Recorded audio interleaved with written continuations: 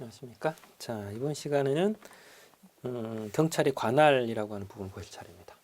지난 시간에는 이제 임무 부분을 보셨고요. 이 교재에는 수단과 권한이라고 하는 부분이 없어졌어요. 그죠? 원래는 있는 분야인데 책을 소설하면서 삭제를 한 것 같습니다. 그래서 요약 부분에 이제 수단과 권한이 없어요. 그거 일단 알으시고 2번 경찰의 관할입니다. 여기 보면 사물관할, 인적관할, 지역관할 이렇게 셋으로 구분이 되어 있죠.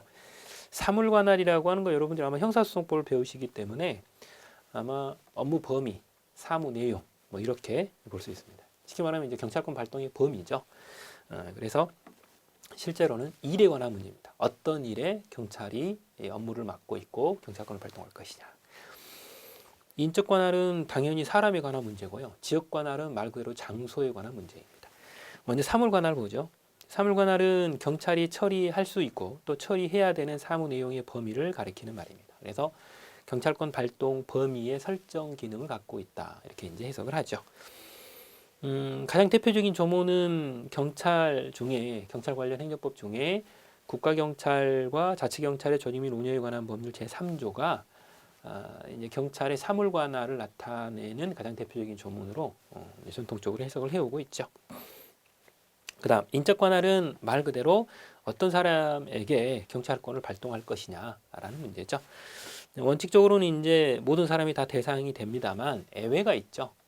이제 국내법상으로는 대통령과 국회의원, 국제법상으로는 이제 외교사절이나 소팔에 적용을 받는 주한미군 같은 이런 경우들은 예외가 있죠. 물론 아마 여러분들이 이제 가지고 계시는 요약집이나 이론서 같은 것들을 보시게 되면 뭐 대통령에 대해서는 이 예외에 대한 또 예외가 있어요. 그죠?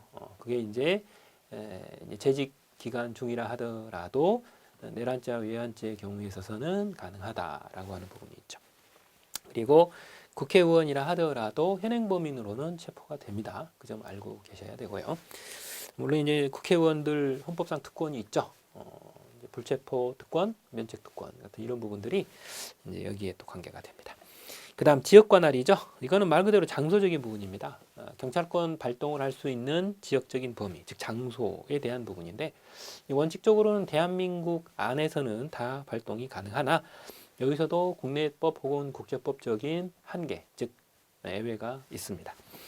그 밑에 보시면 이제 국회와 관련된 부분이나 법원과 관련된 부분이 나오죠. 그래서 이게 이제 국회법상으로는 국회 안에 파견된 경찰들은 회의장 건물 밖에서만 경호를 할 수 있는 이런 부분이 있고요. 그리고 법원조직법상으로는 재판장의 지휘를 받아서 법정 내외에서 질서를 유지하는 이런 임무들을 맡게 됐죠. 뭐 이런 부분들은 앞에서 여러분들이 의원경찰 혹은 법정경찰 이런 형태로 이제 강의를 들으실 때 아마 같이 들으셨을 겁니다. 기억이 아마 나실 거라고 보고.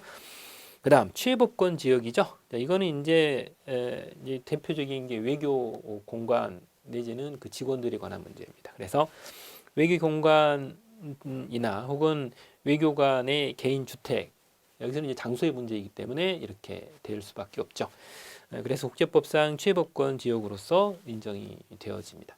특히 외교관이 머무르는 그 장소적인 부분뿐만 아니라 그게 교통수단일 때도 마찬가지죠. 그래서 뭐 승용차랄지 뭐 비행기랄지 보트랄지 같은 이런 교통수단도 동일하게 여기에 나와 있는 공간과 혹은 개인주택과 동일하게 취급이 되기 때문에 주의를 해야 되는 그런 부분이죠.